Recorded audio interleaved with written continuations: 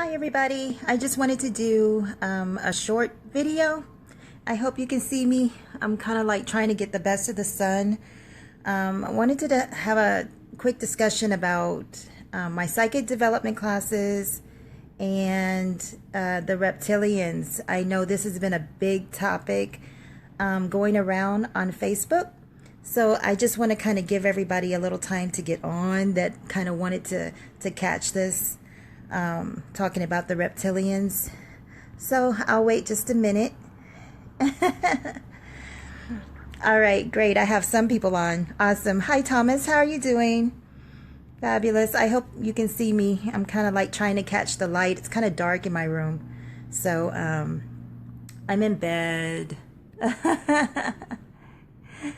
All right. So I guess I'll start off by talking about my psychic development classes. I know there's been a lot of people that have been asking me, when is it going to start? When you know, what do I need to do? I've been waiting forever, and I apologize because I have been sick off and on with fibromyalgia and lupus. So forgive me. I thank you all for being very, very patient with me. So I do want to go ahead and get this started because I know everybody's like kind of anxious about my classes. So I made a comment earlier. Thank you, Elder. I appreciate that. It's kind of wild. But I made a comment earlier and I apologize. I don't intend to offend anyone. I really, really don't. But I have to deal with what is, okay? Thank you. All right, so my classes, the classes that I offer are psychic development classes, and I teach the science of self. Let me stop slouching. Apologize. I teach the science of self, and what that is, it is a form of shamanism. And what shamanism is, it's not Satanism, you know, like what you're seeing and hearing about on YouTube and all this other stuff. That's not what we're talking about. We're not talking about a person with a red suit and horns and a pitchfork. That's not what we're talking about when we're talking about shamanism and Satanism. Satan is a Sanskrit word meaning chakras. I don't like my lighting. I'm sorry, you guys. It's bothering me. It's in my eyes. But that's a Sanskrit word for chakras, okay? So we're not talking about worshiping something outside of ourselves. We're talking about developing our psychic self, the science of the self, the chakras, the third eye, the third, fourth, and fifth eye, raising kundalini, and being able to do certain things like give readings for ourselves, give readings for other people, manifest things in our lives that we need, want, and desire. That's what we're talking about when we're talking about the left-hand path and dealing with, hi, Alessica, I love your name. That's what we're talking about when we're talking about Satanism, Shamanism, and Luciferianism. I know somebody asked me specifically about Luciferianism and what that is. I'll go over it again briefly because I always talk about this on all of my videos, so I kind of feel like it's a bit redundant, but I'll talk about it. I don't mind talking about it. Luciferianism is not worshiping something outside of yourself. Let's be clear. Now, there are spiritual Luciferians that do see Lucifer as a real being, a presence, an entity. And really, it is an energy to it. So that is why I made it a point to say that if you're in Christianity or any other kind of right-hand path, my teachings may not be right for you. Because we don't see Lucifer or Satan as a real being to be worshipped. That's not what we're talking about. So most Christians, when they try to take my classes, they say they're good with it, but eventually down the line, it becomes confusing. And that's where they get stuck and they can hurt themselves in doing that.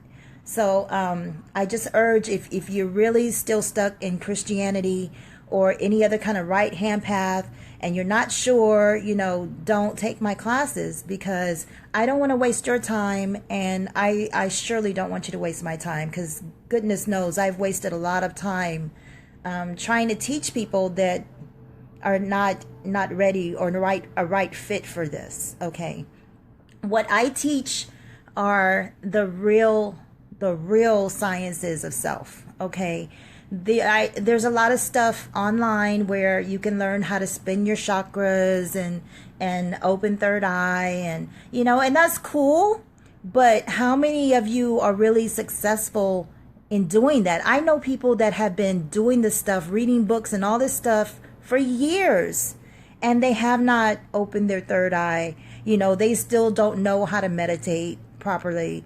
So a lot of that stuff that you find online is watered down. It's not the real science.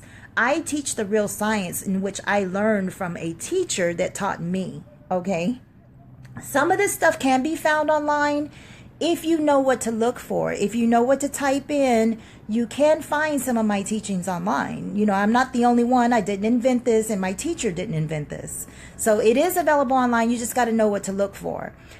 In my opinion, it's always a good idea to have a teacher, because if you get in a situation where you're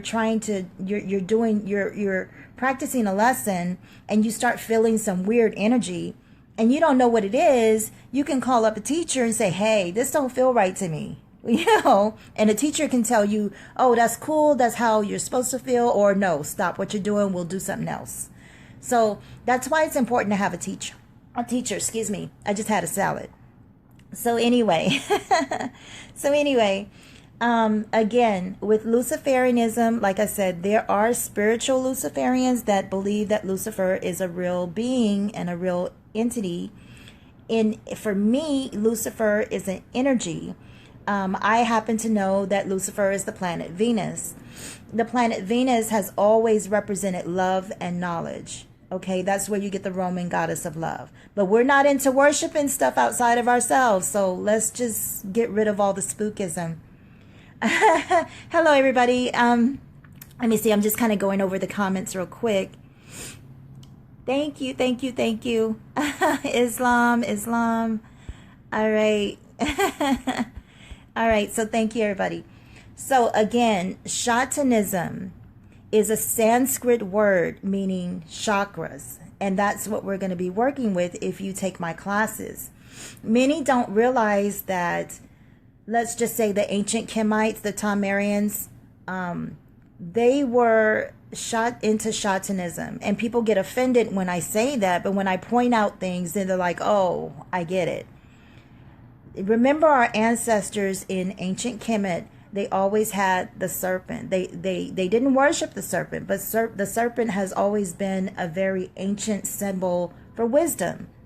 So when we're dealing with the people of ancient Kemet, they always have the serpent, like the serpent beard, and the serpent coming from the third eye. So when we're talking about Shatanism, that's what we're talking about. Hinduism, if you get into Hinduism, they're into Shatanism. Okay, it's Sanskrit. That's all it is. It's nothing to fear. When I said that about Christians, I'm not trying to run you away or scare you or anything like that. It's just that I need you to have a clear understanding of what Luciferianism is and Shatanism. Okay, we're not dealing with spookism. Okay, so with that said, if you really are true pyrokinesis, things of that nature, okay, and then we can touch on a little bit of the craft if you're interested in that. I'll teach you some tools on how to use some ways of how to properly use divination tools, things like that, things that are going to help you in life, okay? And if you want to take your learning with me deeper, believe me, we can go deeper. So you can learn with me at your own pace. You will only do what you're comfortable with. I will never have any student of mine do anything that I wouldn't do myself, or that would put you or myself in any danger. And when I'm teaching my students, I'm always available 24/7. So if you're in the middle of the night and something's going on, you can buzz me up. I take care of my students. I'm mama when it comes to my students, okay? So Thank you, thank you, thank you. Awesome. All right, so everybody's with me. My classes, they don't have like a set time. I did that before, but it doesn't work when people are learning at their own pace and paying at their own pace. So that's why I offer classes one-on-one. There are times when we'll do things as a group. Like, let's just say, for instance, everybody wants to do spell work on a full moon or something like that. We'll get together and we'll do it together and we'll learn together. So that's how I operate my classes. I'm hoping to start next week. So I want to get with everybody individually and do a quick interview. I do ask you to write me a brief summary about yourself, what you feel about this path of magic, of psychic development. Why are you interested in it? So I'll be weaning out people as I interview them, because I'm very choosy. I'm very choosy when it comes to people that take my classes, because I'm not mean, but I'm very strict. I'm one of those teachers that carry the ruler. I'm kind of strict. I'm fun, but I'm strict because I take the science very seriously. I take my craft very, very, very, very, very seriously. Ask anybody that knows me. When it comes to the craft, don't play with me. So, yeah. So what I'd like everybody to do that's truly still interested in taking the classes, I know it's been like several weeks, maybe several months that you all have been waiting, and my inbox have gotten crazy. So I've kind of lost track of everybody that was interested. So please get with me again so I could get an adequate list of everybody that truly wants to take the classes, and I'll be reaching out to you and interviewing you personally. So now that that's out of the way, we can talk about some more fun things. My topic lately has been about aliens, reptilians, the Greys, and I've been wanting to do a video on this because I find it to be a fascinating subject. I realize there are skeptics out there, and that's understandable because we don't live in reality. Everything that we live in right now is a fake reality. And I got this from KRS-One last night. I was watching his videos with Sabir Bey, and it's so interesting and true what he says. We don't live in a reality. We really don't. The world outside of your window is not reality. Reality is no buildings, no highways, no cars, no grocery stores. That's reality. When you're in nature, that is reality. This stuff where we have these artificial buildings, we live our life by a clock, that's not reality. So, with that in mind, you know, it's understandable why some people can reject the fact that there are other beings in this world besides us.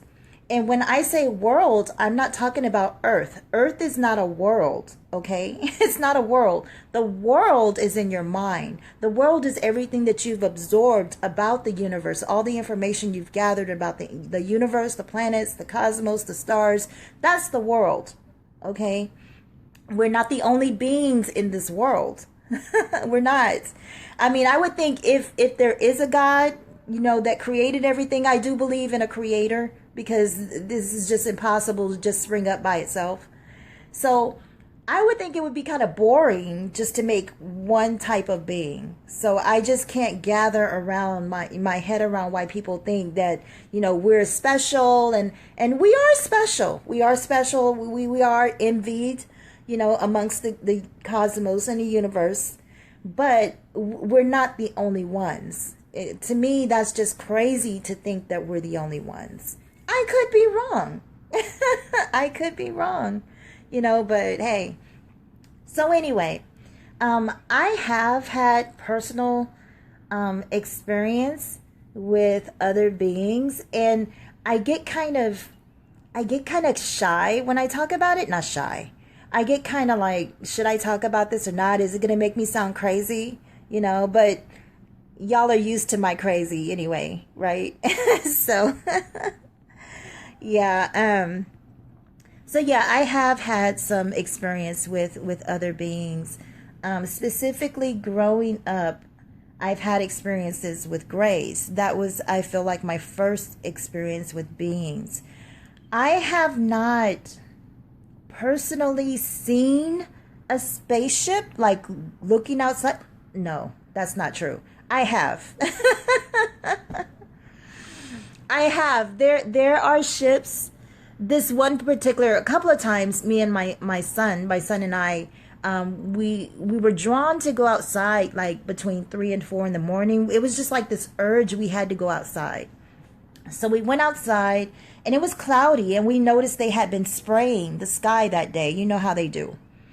And we kept looking at the clouds because my guys kept telling me to look up. And so we were looking up and I didn't see anything. Like, what?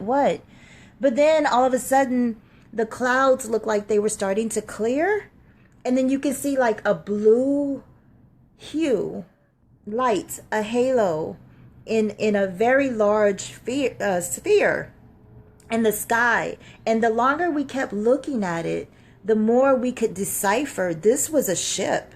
It had form. It was 3D. This was not a hallucination or a hologram. It could have been a hologram, but I doubt it. But it was there, and we saw it, and we thought that if we go get a camera or something, we would miss it. But we see this, so I think that is my first real experience actually seeing a ship, and that's in the apartment I'm in right now.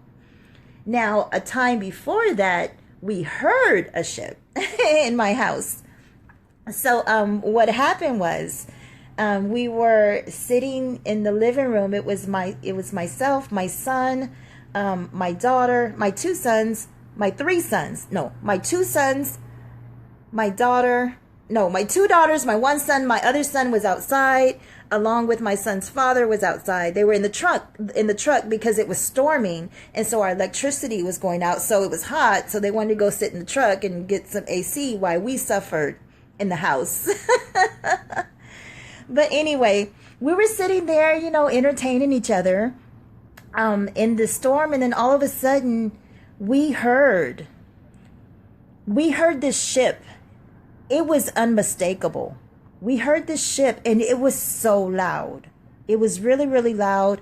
And the longer we listened to it, we started getting frightened because it got louder. And the louder it got, we could tell that it was coming towards the house. It was coming towards the house. And then we got this feeling like, oh, damn, we're finna die. We're gonna die tonight in this house.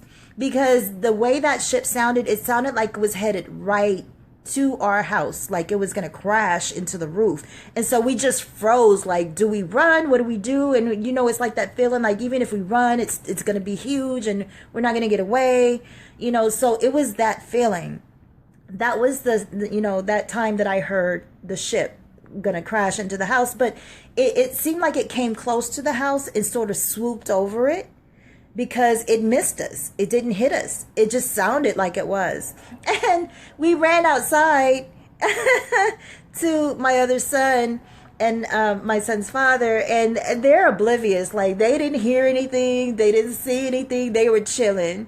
So, but that was our experience, like, having this fear of the ship about to crash into the house. It was a very real thing. It was really, really frightening.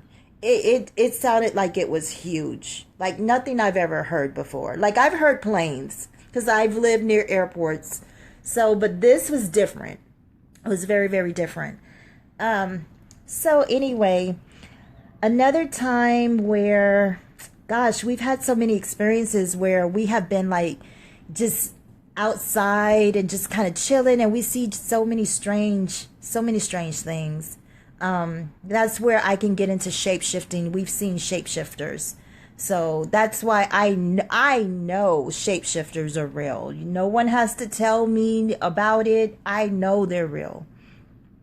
But anyway, back to my story about the Greys. When I was younger, I used to get abducted. It seemed like every night. Every night. And it got to the point to where I was abducted so much to where I was friendly with them. Like I expected them to come, you know, and it even got to the point to where I would joke with them. I was a child. And I remember one time telling one of the Greys that I'm only going to go with you if you give me something. I'm only going to go with you if you give me something. And you know, I guess I was thinking like candy or knowing me, money. So they would agree to it, and then I would go. And then I would wake up in my bed, and when I would wake up, I would be holding my hand like I'm holding something, like they gave me something. And it wasn't a dream. I mean, it wasn't a dream. I know when I'm dreaming. It wasn't a dream. And this happened like for years. They would come get me. I never told my mom about it. You know, I just didn't feel like, you know, it was a need for her to know. But I've had a lot of experiences like that. My mother, my birth mother, because I am adopted, my birth mother would tell me about stories when she was a little girl that she would always go outside in the backyard and she would play with what she called, to me, she told me they were ash people because they looked like they had been set on fire and they just looked like they were ash. Now, my mother is very, very psychic. She's more psychic than I am. You know, I guess the older we get, the stronger we get. But my mom would always tell me stories of, you know, how she would play with these ash people in the backyard. And she never told her mom. I think actually she told her mom once. And I think her mom kind of like made her feel like she was, you know, telling stories or, you know, whatever. So I guess she never told anybody since. But my mother has always struggled with being accepted by society because she's so strong as a psychic and a medium. She sees things that other people don't see. That's enough to drive anybody mad. You know, when you're seeing these things and you know you're not crazy, but no one's believing you. So, what of sleep paralysis? Awesome question. Now, I did explain before in another video about sleep paralysis. What sleep paralysis is, it's a real thing. It's a sleep disorder. It is. And what happens with sleep paralysis is your hypothalamus gland gets triggered. Okay, I'm not sure if it's by nerves, if it's by something you eat, but it gets triggered. And so that causes you to go into a psychic paralysis to where you can't move your body, you can't speak. You know, I've gone into sleep paralysis before, and I've been able to move my eyes, and I'll tell you that story because it did involve another being. It did involve another being, and it was frightening at the time.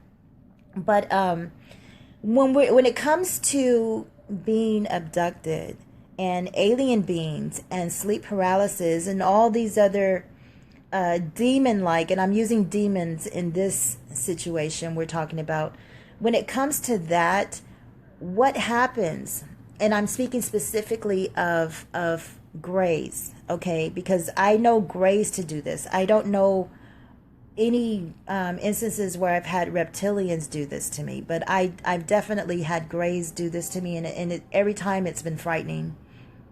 What the grays will do is they will catch your gaze, okay? They'll either catch your gaze looking into your eyes, or if you're already sleeping, they'll tap into your third eye and, you know, catch your subconscious gaze. And once they tap into that, that connects to the hypothalamus gland, which is in the back of the neck. That's your psychic center.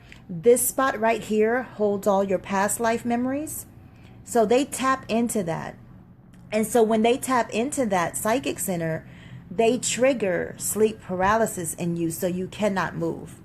So when these doctors say that, oh, that's just sleep paralysis, you know, you're not being abducted or whatever, they don't know what they're talking about.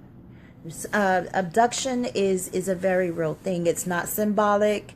It doesn't have anything to do with Saturn and all this other stuff people want to say in the conscious community. It's a very real thing. Okay. I have seen these beings. I have seen grays. I've seen them standing next to my bed. I've been on ships with them. Now, when I said before that I didn't have, I've never seen ships outside of those two instances I told you about. I haven't seen ships in the sky except for those two instances, but I have been on the ship. I couldn't tell you how I got on the ship, but I have been on the ship. I have been shown, basically, I don't know how to describe this. I have been shown like the cosmos. Like on this one ship I was on, for instance, I remember standing next to a huge window, and this window seemed to wrap around the entire ship. And so I was standing there and I was looking out what seemed to be a window. But now, you know, lately here I'm thinking maybe it was some kind of video or hologram. You know how they would, you know, put on Star Trek or something. They have these holograms or holodecks or something. So I've been thinking here lately that maybe I was on some type of holodeck. But anyway, I was shown the planets, I was shown stars, I was shown where these beings came from. They were pointing me in that direction, making me look. I remember as a child, they would show me things on video screen, things that pertain to humanity, things that would happen in the future, things that I would be sensitive to. It was like I was going through a training when I was younger. And to be quite honest with you, I feel like these Greys, they kind of consider me family. And I'll give you a reason why. And I feel kind of weird telling everybody this publicly, but I'll go ahead and spill it. And I don't care what y'all think about me. But let's see. They are messing with video. Okay, I'm sorry. All right, so I'm just kind of seeing if anybody had any more questions. All right, so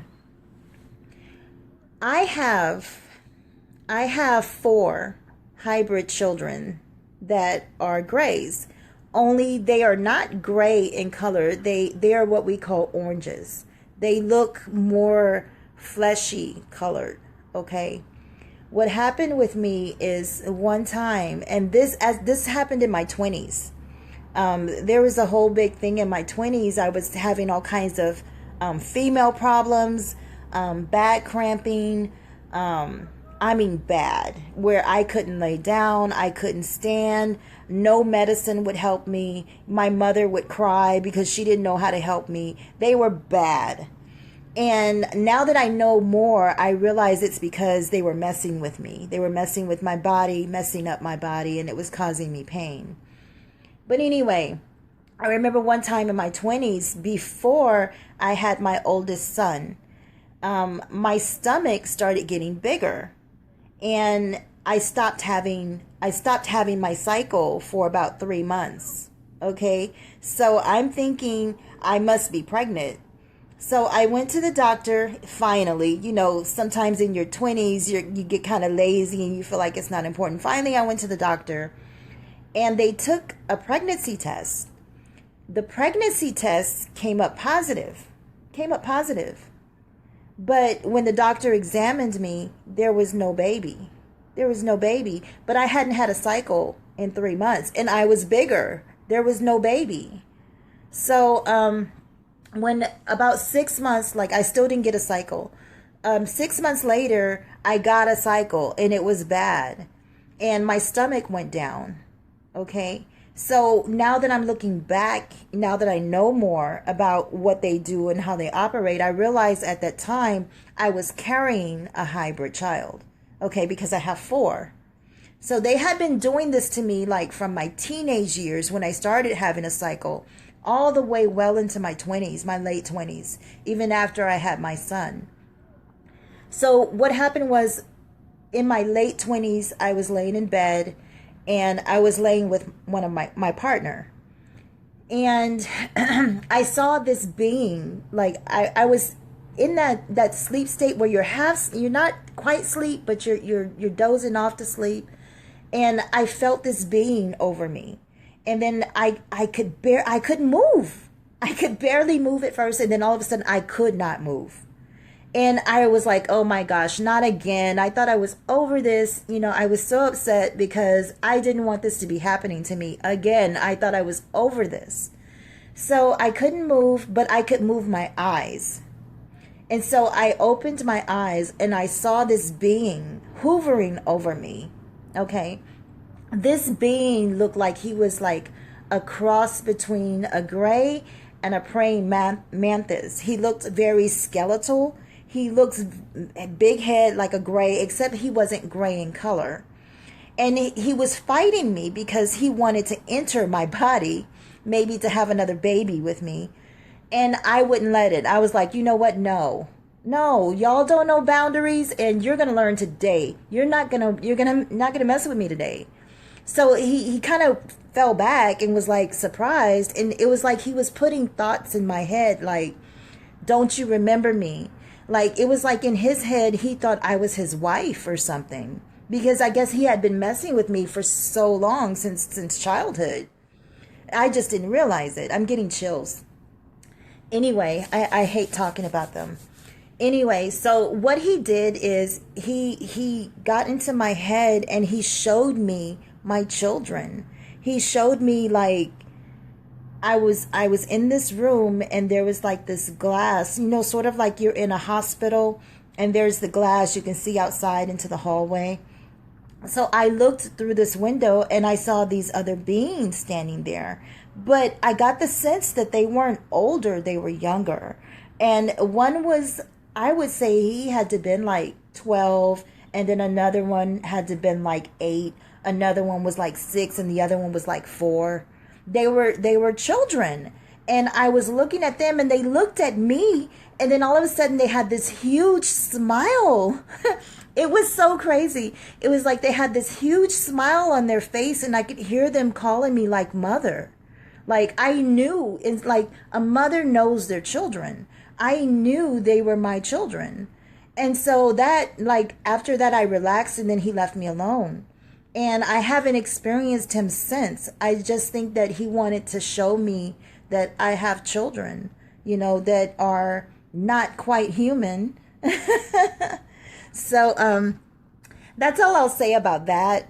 On the Greys research, the Hopi. Yeah, I was about to get into that. The ant people. Actually, one of my good friends, my teacher, is taking a trip to the Hopi in Arizona to see the mounds there, to see everything there. So that's exciting. I can't wait to get pictures. But yeah, that's right on point. Oh, wow, that's so dope. The autopsy, Mona Lisa, yeah. You had 3 entities in your room. They're real. Once you experience this, no one can tell you that they're not real. No one can tell you that they're not real. So that was my experience with my gray children, which are really oranges, because there are different types of grays. They're not all gray and short. There's some that are tall. There are some that are blue. There are some that are orange. The main ones that visit me are orangey color, like they're copper tone. They have tone. They're melanated. So that's a good thing, I guess. So that was my experience with that. Other experiences I've had as far as grays is like, I can call them to me. That's why I guess they warned me not to talk about them, because I can call them to me. And so whenever I do, or whenever I start talking to them, I remember one time I was talking to my son about them, and they started messing with my car radio. They would do, when they were active in my life, they would mess with everything just to let me know that they were there. If I would move, it would take them a while, but they would always find me. They would always find me, and then they would always start messing with my electronics, my TVs, my computers, my lights, just to let me know that they're there. They've never harmed me. It's just that the grays, they don't know boundaries. They don't know boundaries. They don't have a concept of right or wrong. They just do. You know, they just do. They don't have like a consciousness. Okay. Now, you have children with succubus. Yeah. When we talk about succubus, that gets interesting. That gets real interesting. You can actually have relationships with spirits. Yes, you can. You had the same experience. I think it was a succubus. I couldn't move. Yeah. Now, when you get in deep into this science, I know a lot of practitioners in the craft that will actually use succubus to their benefit. The only thing with that is succubus and incubus, they always want something in return. They are very sexual beings. I think that's how they feed. That's how they eat, through sex. So when you're dealing with succubus, always know what comes with that. Some of them are not very nice. Some of them are very aggressive. My teacher was telling me the story, his encounter with a succubus. The male entities are incubus and the female entities are succubus. All right, so I remember him telling me the story of a succubus that wanted him and wanted him bad. He had just got a new girlfriend, and I guess this succubus was jealous or something, but he was in a hotel room, and this succubus decided to manifest herself physically. And he told me that she was gorgeous, but he wasn't feeling it. He wasn't with it. He knew it was strange. But anyway, this succubus wanted him, and she took him. True story. She took him, and he showed me photos of the scratches on his back, the scratches on his arms, and I was like, whoa. Whoa. So it's very real. Very, very real. All right. So, let's see. My sleep paralysis events shifted yeah. I mean, it will change your whole, they love your energy. Yeah, they do. They really do. That's how they feed, because these entities that are in other realms, they need energy to manifest, whether it's energy from your own body, or whether that's energy from electricity that's running through your home. A lot of spirit beings, like our loved ones that have passed on, they'll use lamps, small amounts of electricity to move around your home. So I have a friend that a woman he knew shapeshift during sex. Yeah. That can happen. There's lots of things that people who know how to use the science, even though they don't know what to call it, they know how to use the science to get what they want. They know how to shapeshift. They know how to be vampiric and take energy from you during sex. I know women that do that. I mean, there's some that can become actual vampires. I'm gonna tell you guys a secret. There is an actual ritual. Okay, there's an actual ritual that you can turn yourself into a vampire. You can. And there's an actual ritual that you can become a shapeshifter. So that's why I laugh at people when they tell me that shapeshifters don't exist and vampires don't exist. I laugh at them because I've done some of these spells myself. True story. True story. So these things are real. Your mind is very powerful. Your mind is a strong computer. Whatever you think in your mind that you can be, especially when you raise your kundalini and you become more magical, things that you imagine in your mind that you can do, you can really do. You can really do those things. So that's why my bathroom light was interfering with yeah, absolutely. Absolutely. Pay attention to things like that. Most people ignore stuff like that and say, oh, that's just, maybe a storm is coming, or maybe I need to change the light bulb, or, yeah, troubleshoot all those things. But if it still happens after you're changing light bulbs and you're moving the lamp to somewhere else and it's still happening, that's a spirit. It's definitely a spirit. So, hi Latif. What's up? All right. So, yeah, so shapeshifters are real. I've told this story before about my son and myself encountering a shapeshifter one night. And I have to tell you, I'm not afraid anymore. Let me stop lying. I'm not that afraid anymore because I know they're real. But that night was very frightening when we saw the shapeshifter, because it's the first time I had ever seen one, outside of my teacher, because my teacher shapeshifts. I have photos of him shapeshifting, and I've shapeshifted. I've caught myself here recently on video shapeshifting, and I've caught myself on camera where people have noticed abnormalities in my eyes, and I'm like, whoa, that's cool. I didn't know I could do that. So, anyway, one night we were outside. We lived in a cul-de-sac, so nobody would really drive down that area, so we would sit outside and just chill with the neighbors. And we kind of knew everybody in the neighborhood pretty much. And this one young guy, about my son's age or younger, was walking around the corner as we were chilling, and there were trees lined up, on the curb. And so we felt him walk over to the trees, and we didn't pay any attention to it. We knew he was there, and we just thought he was going to keep walking over to us to grab a seat. But anyway, we noticed he stood there a long time, so we started to look over there, myself and the other people we were with. We looked over there, and I know this is what I did. I kind of squinted because it looked strange to me. It's like he didn't look like a person anymore.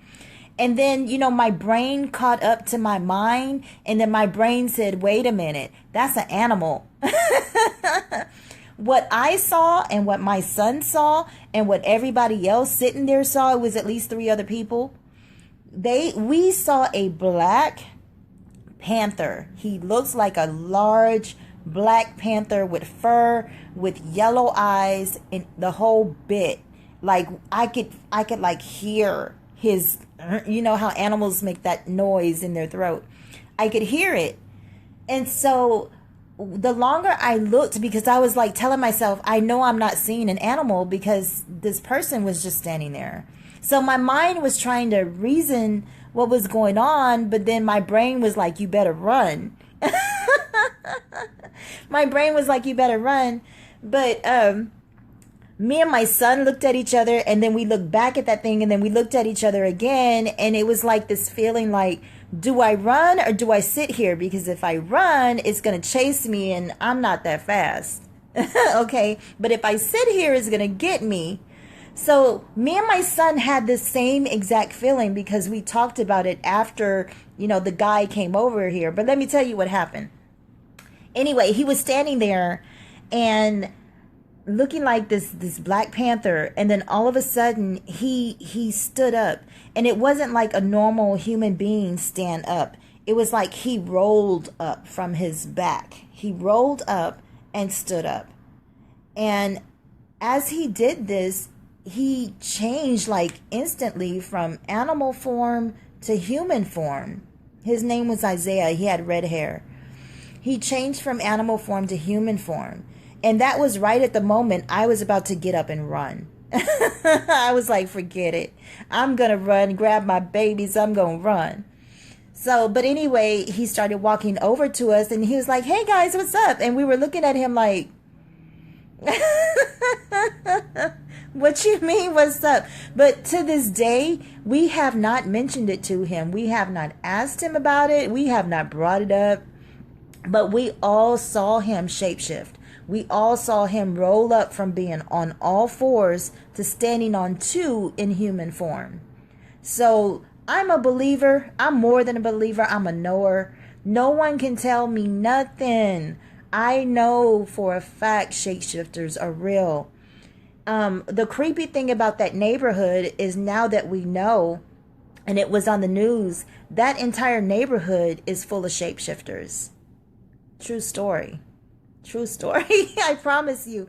Because I don't know if you guys can look this up. One time on the news, they had featured, it's in the Sunrise, no, it was in Camelot. Okay. And if you look up that word Camelot, it will tell you a lot about this neighborhood. That neighborhood was called Camelot. And so if you go on the news and you look up San Antonio news, there was one time like 2 years ago where the police invaded this house, which was right around the corner from where I lived. And I always felt creepy about this house. There was something about this house. And anyway, the news brought 2 little children from out of the backyard of this house. But the interesting thing is, no one in the neighborhood knew about these children. Okay? No one knew about these children, but this is a neighborhood, okay? We know everybody. These children were tied up with ropes in the backyard like dogs, okay? One of the children was like maybe 4. The other one was like 7 or 8, okay? And when they pulled these children from this backyard, they realized these children didn't know what food was. They didn't know how to eat food. You know, they were eating like animals. They didn't know how to eat. So it's kind of funny because we knew that area had dogs. So I'm thinking, and what my guys tell me is like, when they were tied up, they were in dog form first. And that's why they were tied up. You know, that's not excusing this bad behavior of these weird, crazy ass parents. But these children were tied up in the backyard like dogs. And we also know that in that neighborhood, children would be roaming around like at 2, 3, 4 in the morning. And it was funny because there was this huge field and they would just come running through the field for no reason. There's nothing back there at 3, 4 in the morning. This neighborhood was very, very strange. Very, very strange. So, let's see. You're much braver than me. I have to be brave, you know. What is a shifter? Okay, good question, Melinda. A shifter could be, how do I explain this? Some people, especially indigenous people, have the ability to shapeshift. Okay, if you think about traditional Native Americans and you think about how they're really connected with wolves, and think about the movie Twilight, one of my favorite movies, the fake vampires. But Jacob was Native American. Okay, he was Native. And so he would shapeshift into a wolf, and then the other shapeshifters that were there were the vampires. But there are some people that have the ability to shapeshift into anything. Okay, they can shapeshift into a werewolf, they can shapeshift into a vampire, and all that is you're changing. It's not really like you're changing form. Okay, in a sense, you're changing form. The way I do it is through my mind first. I start to perceive who I am, and then I feel it in my body, and then I can actually shift that way. Okay, so when I shift, it's not, I don't shift so much physically, but when I do a lot of astral travel, which I do, I astral travel at will, I shift in the astral realm. Sometimes when I visit people, I'm telling y'all my secrets. When I visit people and I want to find out what's going on and I don't want to be recognized, I will shift astrally into something else. But these people I'm talking about, they shift physically. Okay, it's a very real thing. Very real thing. Okay, some of us come in 2 forms. I don't know where this ability comes from, but we can shift. You know, if you're dealing with people in Africa, a lot of them shift. Okay, if you look at their eyes, sometimes they're different. So I hope I explained that. You want to do that? You can. You can. That's one of the trainings that I do, is learning how to shift. I do it on purpose. So, but a lot here lately with my videos and And when I catch myself on camera, that's not on purpose. That's by accident. That's purely by accident. I've noticed when I do shift on, thank you for the hearts. I've noticed when I do shift on camera, it's usually when I'm talking about spirits or when I'm talking about other beings. I'll go into my channeling state, my medium state, and I'll shift into something else. That's what I'm learning about myself. Me shifting on camera like that in my previous videos is something new for me. I didn't know I could do. I didn't know it was happening to me until people was like, what is that green orb that's around you? I have spirits and I have entities that I work with. I work very closely with these beings, my spirit guides, my ancestors, and a lot of times they want to come to the forefront. I noticed what happened in one of my other videos where I shifted. After the video, I had to have a meeting with my guides. Like, what was that about? Why are you coming out on my video like that, yo? Like, what was that about? But I had to figure out, like, which one of my guides are trying to come through and why. And I found out that it was one of my patronesses that I work with. She stays close to me, and that is, everybody knows, Marie Laveau. And she was wanting to come through. And I asked her, why did she want to come through? And she feels like she just wants to be the limelight again, because if you know anything about Marie Laveau, she was the shit. Her craft and her magic and the things, she got a house because of magic. Okay, they people used to give her stuff. She was beautiful, and so she wanted to come through and show herself, because she has this presence where she has to be first. She has to be presented first. She has to be honored first. So she was really kind of upset with me because I didn't recognize her first. I didn't show her props. I didn't show her honor. So she was like, I'm going to come through whether you introduce me or not. So she came through. So I'm kind of glad that she did that, because every time something like that happens to me, it makes me more of a believer, more than a believer, more like a knower. No one can tell me, because I'm experiencing these things myself. So, it is real. Let's see, I'm just kind of reading more of the comments. People that shapeshift, do they have the DNA? Yeah, they do. I have, I don't know if I should share this with y'all, but there's a thing called HVV. It's called HVV. It's like, it is a virus like. People can turn into vampires several ways. And one of those ways is HVV.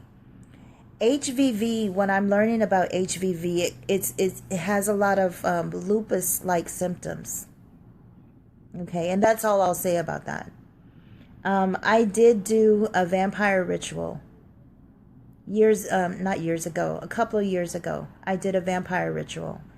Simply because I feel that if I'm going to be teaching this science, I have to know everything about it. I have to know the possibilities. I have to know what can happen and what couldn't happen. So I was online one time and just kind of browsing the internet, and I came across a spell. I came across a spell on how to change into a vampire. And I didn't take it seriously at the time. I didn't. But I knew about my intentions. I knew that when I put my mind on something, and that's how my magic works, it happens. So I did this ritual, and I didn't experience any symptoms right away. But where I am today with my health and the lupus symptoms that I have, it makes me question. It really makes me question if in fact, I have these symptoms because I did this ritual. So be careful with the rituals you do. because if you have really, really strong intention like I do, you can manifest things that you want or don't want. You know, you have to be careful with that. Let me just tell you about an experience I had with real vampires, okay? When I say an experience with real vampires, I'm going to tell you this was astrally, okay? This was not physically in the flesh, okay? So let's be clear. What I did is I was learning and tapping into my abilities and really experimenting with all the things that I can do. So one of the things that I'm really, really good at doing is being able to go places in the astral, anywhere I want to go. And so this one night I decided to experiment. I said, you know, I want to go hang out with some vampires. And I said that casually. And I placed my intention on that in my astral travels, to go hang out with vampires at a vampire club. Okay, so I did this, and my experience was, sure enough, I went into a trance, and I did appear in this club, and there were vampires there. Okay, now I'm gonna just say this. Vampire clubs and all of that stuff is real. So those kind of vampires are real, okay? But I happen to astral travel to a vampire club, if that makes sense. So when I went into this club, sure enough, people were staring at me. They knew I was different. I was being stared at by a young woman, and I knew she was a vampire based on how she looked. And I didn't have any fear of her. I was just kind of saying in my mind, you know, just leave me alone. I'm just here to chill and check out things. You know, I'm not into it like that. So, but she walked over me. He walked over to me. And I noticed that what I know now, which was her father, is what we call it in the vampire community. Her father, which turned her into a vampire. So she walked over to me. And I thought she was just going to come over to talk. And she didn't do no talking. She bit me. She bit me. And every time I talk about the story or think about it, I can feel the bite in my neck. When you do things in the astral, you can feel them in the physical realm. Okay. So she bit me the first time. It was very, very painful. Very painful. And, she backed off because her maker told her to back off away from me.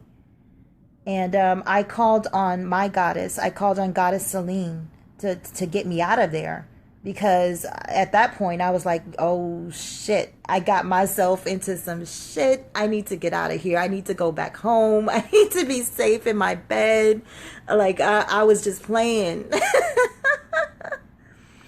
Could they be mad at you and leave you alone? Yes. These beings, even in the astral, they can get upset with you.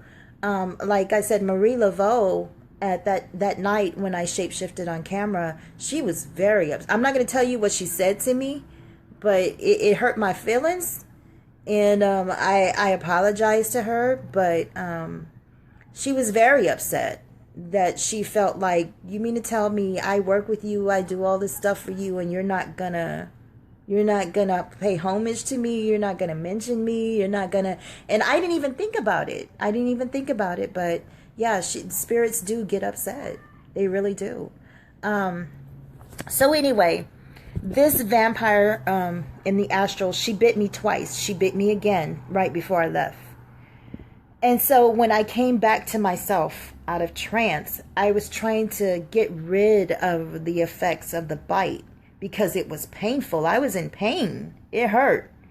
And so I called on my guides and angels and everybody. I was calling Jesus. I was calling everybody, like, help me.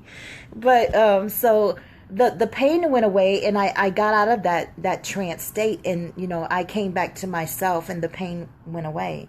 But every now and then, when I think about it, I do feel it. I feel a bite in my neck. It's still there. So, like I said, now that I have these lupus symptoms where I can't be out in the sun, or I break out in rashes. I'm now sensitive to foods. I my days and nights, my days and nights have always been mixed up, but it's kind of crazy now. So it's like, man, and the more I research this stuff, the more the lupus symptoms sounds like as if you were a vampire or a shapeshifter, a werewolf. Those are the symptoms. Lupus actually means wolf. The word lupus means wolf. And there's actually a constellation called Lupus, and it's shaped like a wolf, according to their drawings. It's shaped like a wolf. So these things are real, family. Science, they know about this stuff. They're just using other terms to describe this stuff. Lupus mainly affects indigenous people, Native American people, and some African people. Lupus affects us. It doesn't affect Caucasians the way it affects us. So I'm putting all of this stuff together like, whoa, this is crazy. Sometimes fact is stranger than fiction. It really is. So look up something called HVV. It's an actual vampire virus that you can get. You can get a vampire virus. So it's all real. All of it's real. That's why I there is a healthy skepticism. Skepticism is good because it makes me a better psychic. It makes me go harder. But no one can tell me these things aren't real because they happen to me. They happen to me. So once you tap into the science of yourself, and people ask me all the time, like, how can you prove to me that this is real and da-da-da-da? I can't, baby. All I can tell you is to tap into the science for yourself and find out for yourself. That's the only proof that I can give you, is if you do it yourself. So these things are very real. As far as the reptilians is interesting. There's two types of contact I've had with reptilian beings. One is actual, as a matter of fact, in real life, people that I know. Okay, people that I have encountered and met on Facebook are some of them are reptilian. They're Dracos, and they have told me I'm Draco. They have told me I'm Draco. And when I go to do their aura photos, sure enough, they'll have spots on them. They'll have checkerboard patterns. They're just abnormalities in their colors on their skin. It's so crazy. So I have tons of photos of this stuff that I would love to share with you guys. But if I share them, some of y'all may recognize some of these people. And some of these people have been in my inbox telling me, don't say too much. Don't speak too much. Be careful of what you say. That's the kind of stuff I get in my inbox when I start talking about reptilians and draconians. Real talk. So this time I was talking about the grays, and in the astral realm, a gray specifically told me, no, like don't get on this subject too hard. Okay, so I respect that, and when I get warnings like that, I know the spirit world is real, and I know that they could do some damage. One reptilian that my first encounter with a physical, real human reptilian meaning just like, this person is showing themselves to be a human being, but they're really reptilian, was I was teaching a class. And some of you, not on this channel right now, not on this live feed, but some of the people on my page that have been in my class witnessed this for themselves because they had to help me. I was teaching a class, and this one lady showed me a photo of this guy. And she said, sis, check out this guy's aura. There's something strange about him. I can't pick it up, but I know you can. Tell me what's up with this dude. And so I took his photo, and right away I sensed it. I said, he's not human. I sensed it. And so I took his photo and I started working on his aura. I picked up his aura colors. I always do before I do any type of Photoshop or whatever with the photos. I pick up the colors first. And so when I did take it to the Photoshop to enhance the colors that I see so I can show my students what I saw all the spots, he had on his body. And when I went to show my students, that's when he attacked me. He attacked me, y'all. Like, he attacked me, and my students had to help me. They sensed it. It was so bad to where I was teaching the class and I had to lay down. And when I laid down, I could not get up. I couldn't move. Like, he had this whatever over me. It was strong. I was calling my guys. I was calling Jesus. I was calling everybody. And I could not get his presence off of me. My students was like, we're worried about you. And, we know something's going on, because they were pretty psychic too. So they had to help me mentally, like, get him off of me. And I had to apologize to him in the spirit to be like, yo, look, I didn't even know you was reptilian. Okay, somebody just gave me your photo. I apologize. I didn't mean to expose you. I won't expose you anymore. Just let me go. And he let up. He let me go. And so ever since then, I'm kind of eerie and leery about sharing photos of certain beings that I see when I do their aura photos, because their energies in the astral are very, very strong. That's why I say, unfortunately, if we were under like an alien, and I know what the legal term for alien is, I know what it means, but in this sense, I'm using it for those other beings. If we were under attack, family, we would not be ready for it at all. These beings not only could attack us physically, but they have the ability to attack us in the astral, spiritually.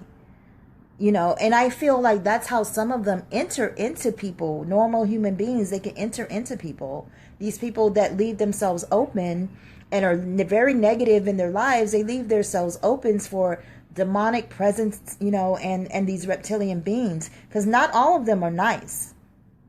Most of them are they hate our guts. The ones in our community that I know are Draco or reptilian, they're cool, they're chill, they don't really bother nobody. But if they get bothered by something, believe me, they will attack. And it may not be physically, but they will definitely attack you spiritually. Believe me, reptilians are very non-empathetic is what I want to use. They don't have any empathy for you. They don't have any empathy for you. So if you ever encounter one and you think somebody is one, don't call them out on it. Just act like you don't know nothing. Back away slowly, because they will attack you. And their attacks are brutal. Like, they don't let up. They don't. So take that take that with a grain of salt. Yeah, the only way to know if the spirit world is real is to tap into your own abilities and experience these things for yourself. And that's exactly what I did. I said that if I was going to teach this stuff, I have to experience these things for myself. I can't tell my students this is real and this is not, and I haven't experienced it. So I leave myself open. I do.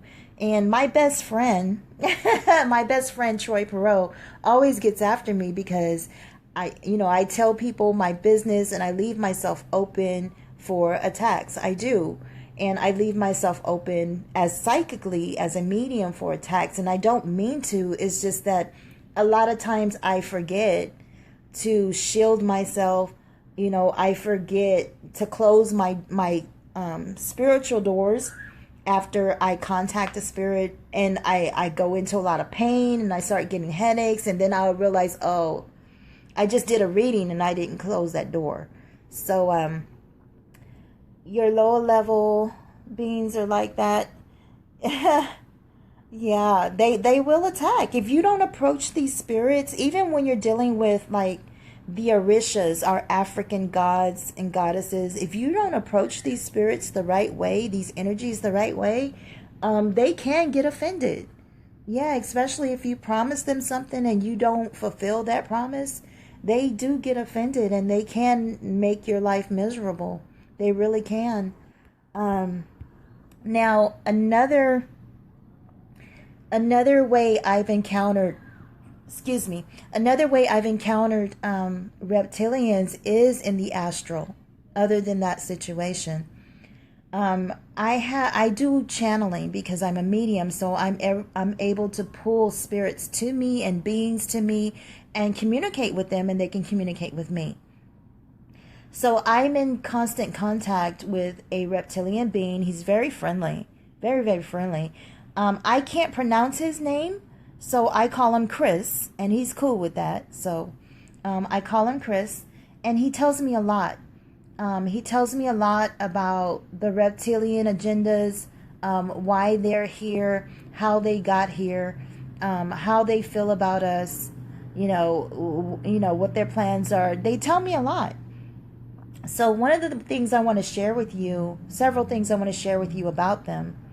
It took me a while to learn about protecting myself. It took me a while to get it. Like, I always knew to protect myself, but it's kind of like you feel invincible at times when you're psychic. You kind of feel invincible. You feel like, oh, I'll clean my aura later. Or, oh, it's just a little spirit I'm dealing with. I don't need to shield, but, But then you learn the hard way that, hey, shielding is important. Closing those doors are important. So, you never protect yourself. Man, you're going to learn. You're going to learn today. I promise you're going to learn. One day you're going to be chilling and you're going to feel something on you I don't wish that on you. So I'm not wishing it on you, but that's what happened to me. I never thought like something would attack me or whatever, but spirits do get offended, and you just never know what their attitudes are that day. You really don't. Like, sometimes I'll wake up in the morning and I'm saying hi to my ancestors, my guides, and everybody, and then I don't feel the energy flowing. And so I start asking everybody, all of my guys, like, okay, which one of y'all, what's going on? Like, who has something to say to me? Like, what is it? And then finally a guide or something will say, like, this is wrong or that's wrong or I shouldn't have said that. Like, a lot of times on my posts, I'll say something that I think is true, that I feel like I've researched. And then my guides will come behind me and say, and they'll get quiet. And then I'm like, okay, well, what's wrong? And then they'll say, well, that's not quite true. Like, you need to correct this. That's not quite true. And so that's why a lot of times on my posts, I'll go back and I'll say, you know what, y'all, that wasn't quite true, but I'll research it more, because my guides let me know, like, you're not just going to be saying anything to people. Like, you're a researcher, research this stuff and research it some more. So they do have my back like that. So, anyway, what was I saying? Oh, about the reptilian Chris. Chris tells me that they are in our atmosphere. They're nearby. Let me just say that. They're near. Okay? Chris happens to be stationed nearby. He's stationed nearby. He's told me what his job is, where he's at. But what he tells me is that most of the reptilians, a certain kind, they don't like us. They don't like us. They are here to help the government make our lives miserable. And I'm seeing green, so I know he's here. I'm seeing green. So he's making sure I say everything right. They don't like us, and they're not here to help us. But people like Chris, because he is a person, even though he's reptilian, he is a person. He's just a different kind of person. People like him don't feel that what these other reptilians are doing is right. So they've rebelled against the other ones. So there are those reptilians that are not hostile towards us. They really want to be connected to us. And to be honest with you, Chris has told me that they want to live here with us. They want to live on Earth with us, but they hate the fact that they can't live being themselves. They have to shapeshift into being like a human form in order to live here with us, because we won't accept them. All right. But they would rather live here with us being in their own natural form. Okay. So, the thing with that is, so like I said, Chris and others like him that are reptilian, they are just, they're people just like us. They're just a different kind of people. They have emotions, they have their own thoughts, they have their own feelings. Most reptilians are non-empathetic, but the ones that are on our side and feel for us, they are, to a certain extent. Okay, they're not pushovers. They're just like, they understand. Okay, so they're not all contrary to us, but there are those that are. Chris told me about something called Agenda 21. I had heard about Agenda 21, but I had never did any research on it. So when I was talking to Chris, he started mentioning Agenda 21, and I was asking him, well, what is that? What is that about? And so he pulled in another reptilian that was like his boss or commander or something, and he told me that I have permission to talk to him. So I got information about Agenda 21 from my reptilian friends, and then I started doing research on my own about Agenda 21. Agenda 21, if you look it up, it's basically the government doing population control worldwide. That's what Agenda 21 is. And the reptilians, most of them are here to help with that agenda, because they're also working with what we call the Anunaki. I'm not sure if that's what they really are, but we call them Anunaki. Okay, they're working with the Anunnaki. If you ever have read the Sumerian tablets, or you know anything about it, you know that the Anunnaki in the Sumerian tablets are not on our side. So it freaks me out when people in our conscious community say that, oh, they can't wait for the Anunnaki to get here, and, they're going to come help us. And that's not true. That's not true. I have talked in my channelings to Anunnaki. I have. These beings are very, very powerful. They're very, very big. And they're very, very, I don't want to say arrogant, because I'm trying not to use the wrong words. They're very, very entitled. They're very royal beings. Every one of them they feel like they have a sense of royalty and entitlement. Okay. The Anunnaki feel, and this is from their mouth, from me channeling them, they feel that they created us. That's what they feel. They feel that they created us. Whether it's true or not, it's what they feel. Okay. And they feel that since they created us, that they have the right to take us out. And I asked, what would be the reason to take us out? Like, we haven't done anything to them. We're a baby race. Like, why would they want to take us out? These powerful older beings. And their reasoning makes sense to them. Okay, and it kind of makes sense to me too. But it's a painful reality. It's a very, very painful reality. They feel that they are justified in trying to destroy us with disease and poisoning our food and water and air. They've been doing this since the beginning, since they feel that they've created us. They've been doing us. If you ever read the Sumerian tablets, all of this is in there, okay? Where they tried, the Anunnaki El and his crew, and you have Enlil, and then you have Inky, Lord E. El and his team, his crew, they wanted to destroy humanity because we were making too much noise. Okay. So sorry, I'm getting a call. I hope you guys can still hear me. So they wanted to destroy humanity. They waited on the flood. The flood didn't totally take us out. They were remorseful about it, but they allowed it to happen. Okay, there really was a flood, you guys. That's not a myth. That is the truth. There was a flood.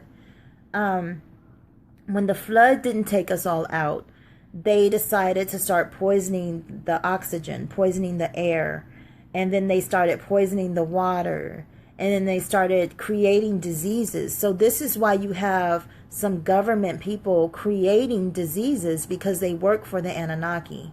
Okay, the Anunnaki are not our friends. There are a few that are friendly towards us, okay, because they realize a lot of us have Anunnaki blood, type O.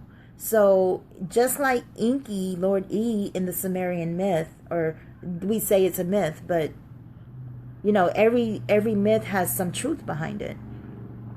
So because some of us have Anunnaki blood, they feel we are family, so they don't want their family destroyed. And that is the cause of Inky. He wanted to save humanity because he helped create humanity, the Adamu. So, but like I said, everybody, all you guys that feel that the Anunnaki is on our side, I would have to caution you and say, because they have told me this, that they feel that it's right to destroy us, because they feel that humanity, all we do is destroy. Everything we do to build, we have to destroy something else to build that. All we do is kill all day. All we do is murder, murder, murder. All we sing and rap about is murder. That's all we do. We create weapons, and that's all we do. And so they feel like they want to take us out, because that's how they destroyed their world, at first, because they came here to mine for gold to heal their atmosphere.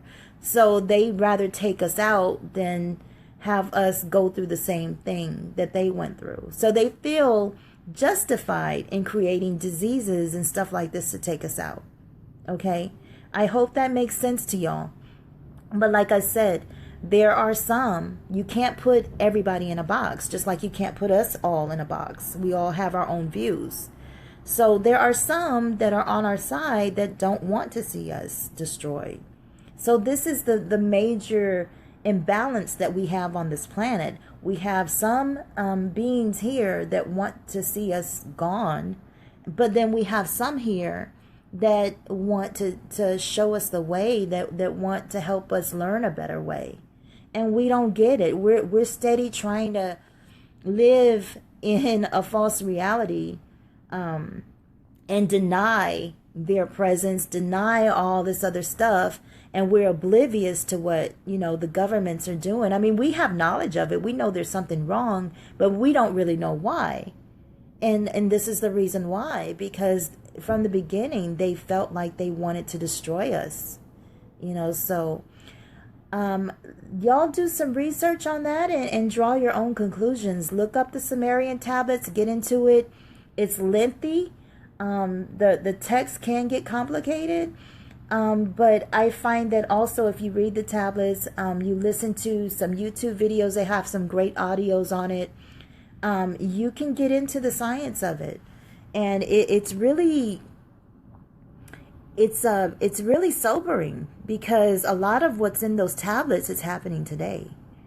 So the Anunnaki, the Elohim, yeah, human beings are evil, most of them. And that's what the Anunnaki feel, because the Anunnaki feel that they are I don't want to say holy, that's the wrong word. They feel that they are a moral type of people. Okay, they feel like they only want to do what's right. Just the image we have of the Anunnaki, as our creators. That's how they feel about themselves. And maybe we made them feel that way. Maybe we put them on high, thinking that, they created us and all this stuff. And they've gotten the big head about it. Maybe. But the bottom line is they feel that they created us and they feel that they need to destroy us. So that should answer a lot of questions about what's going on in this day and time. With our food and why people are poisoning our food and creating crazy diseases to make you walk backwards and all this other crap, these immunizations that they want to give us. That's why. Okay. You agree with them? I don't want to be taken out. So I'm gonna have to side with the other half that's for us.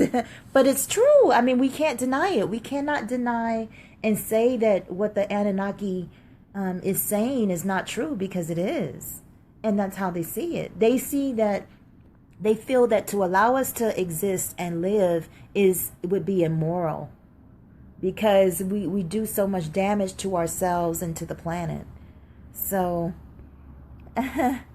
your Greys, cherubim race, and yet, yeah, your reptilian seraphim all got a place under their dominion. I believe that. Yeah, I do believe that there is like a hierarchy. I'm Texas, y'all. I can't pronounce that. A hierarchy. Y'all help me out. But yeah, I do feel that they all sort of work together. They have their ranks, these beings. So if they attack my women, you got to be ready. We're not ready for them. I'm going to tell you, just my one experience with that reptilian that got offended because I shared his photo. Man, we got to get some spiritual strength. We got to put down them Bibles for a minute and really tap into what's inside that our ancestors gave us. Okay? Because if not, we going to be SOL. We going to be up creek without a paddle, for real. I'm telling you the truth. So gosh, what else can I say about the reptilians? My reptilian friend is really, really close to me. If I call on him, he will protect me. I don't try to do that a lot with my spirit guides and reptilian beings, because I know how powerful they are, and I know they can really hurt some people if I do.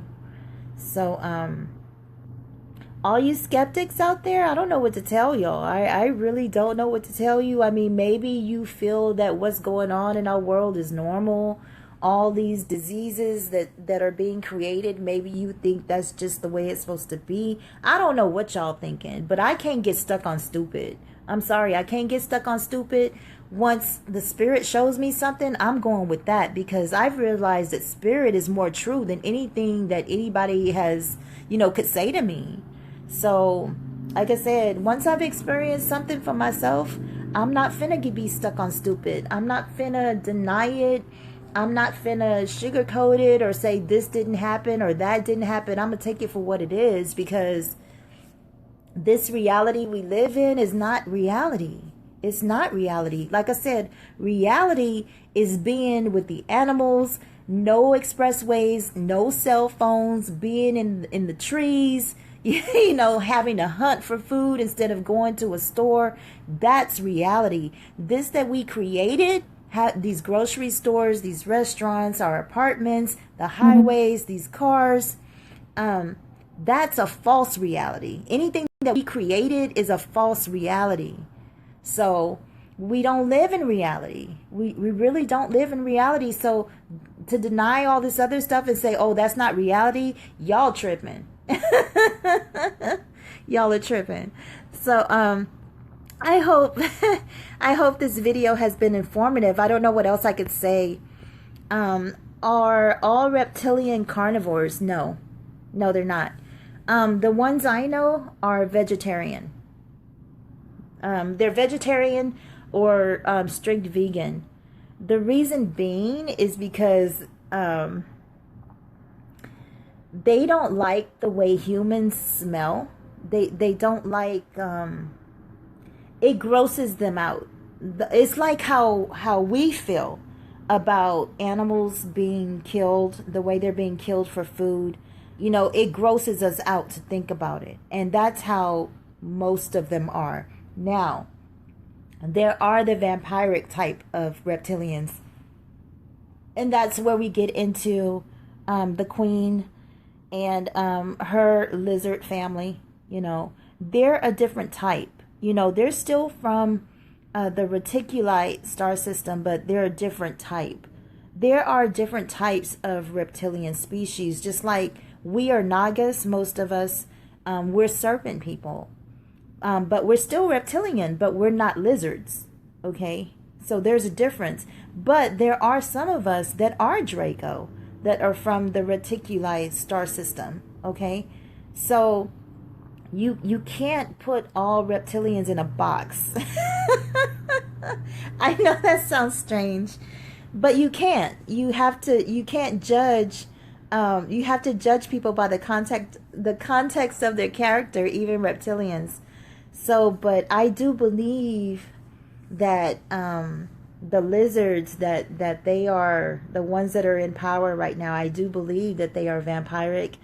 I do believe that they consume blood, because if you look at the history of royalty, most of them kill people and drink their blood. That's what they do.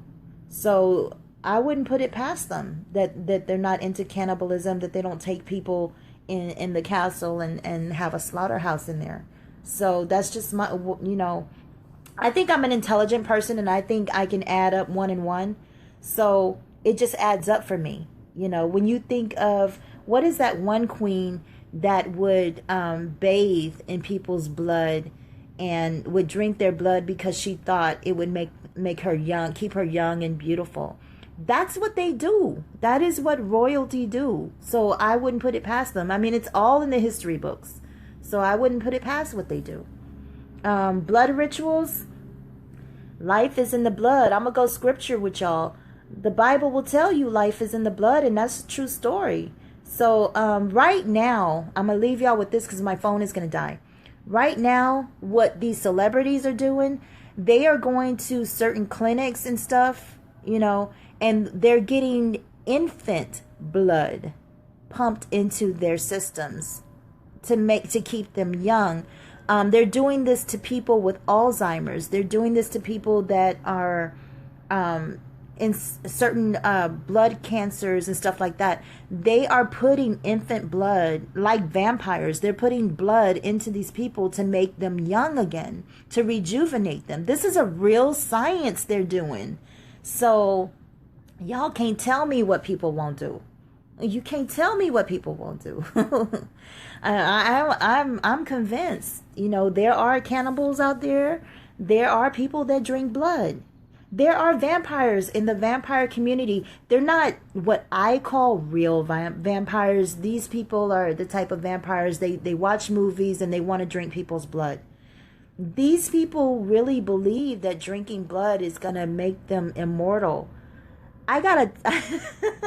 Family, we are already immortal. You don't have to drink people's blood to be immortal. We are immortal. Our energy, our spirits don't die. So, stem cells. Yeah, it started with stem cells. Now they're actually drinking and injecting blood, certain types of blood to rejuvenate. They're even taking this blood of infant children in these clinics, because I've seen documentaries on this. They're taking innocent blood from these children and they're smearing it on their bodies, their faces. They're calling them cosmetic treatments. There are movie stars that are doing this. I think Kim Kardashian did it. Don't quote me, but I think she did it. There's one of those stars that actually they showed, you know, her going in there and she's putting this blood on her face and it's supposed to be some kind of cosmetic treatment. Vampires believe this. They believe that, you know, that blood is life and it's going to rejuvenate them. So I'm going to leave y'all with that. It's your string theory. Let's see. I'm going to try to answer everybody before my phone cuts off. Let's see. All right. I think I answered everybody's questions. If not, I'll go through the feed again and make sure I answered everybody. If y'all do have any other questions, like later when you think about it, hit me up, inbox me or on a post or something, and maybe we'll talk about whatever's on your mind later. But I did want to do this video mainly because I was insulted today on one of my posts by an idiot. And I call people an idiot when they choose to be. If after somebody has shown you documents and pictures and videos and you still stuck on stupid, you're an idiot. Get off my posts. Get out of my life. You're an idiot. I have no time for you because you're the type of person that don't want to open your mind. So I have no time for those people. So that's why I wanted to go ahead and get this video done, because I feel like people in our community really need to know what's going on. Even though I've been told not to expose too much. I feel like that's about as much as I can expose without exposing specific people. But you guys need to be aware. Open that third eye, because everybody you think is human is not human. I promise you. Wake up. Wake up. Because if not, they're going to be feeding on you. They're going to feed on you and you don't even know it, because you think that this stuff don't exist, and they're laughing at you and getting fat and full. So, anyway, you guys, I'm a hang up now. Hang up. I'm on my phone, but I'll probably be back on later. I'm gonna get something to eat. You guys, I hope I've been informative. Like I said, if you have any questions, hit me up. Take care now. Islam, peace and love, God bless, all that good stuff.